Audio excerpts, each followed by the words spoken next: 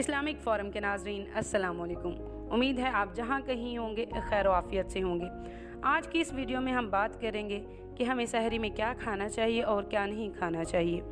यूँ तो सहरी रोज़े का हुस्न, जिस्म की शान और रूह की ग़िज़ा है।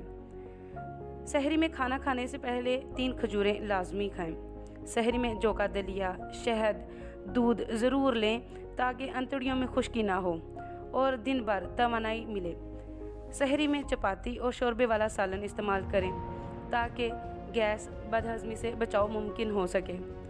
सहरी में कोई एक फल ज़रूर खाएं। दूध, दही, लस्सी या फ्रेश जूस में से किसी एक का इस्तेमाल सहरी में लाजमी करें। सहरी में पेट फुल मत करें और ज़रूरत से ज़्यादा पानी भी मत पिएं। और आखिर में दही में पानी और सब्ज़ इलायची का पाउडर मिक्स करके ज़रूर पिएं ताकि प्यास से बचाव मुमकिन हो सके। इस्लामिक फ़ोरम के नाज़रीन, अगर आपको हमारी ये वीडियोस पसंद आती हैं तो इनको अपने प्यारों के साथ शेयर करें और हमारे चैनल को सब्सक्राइब करें। शुक्रिया।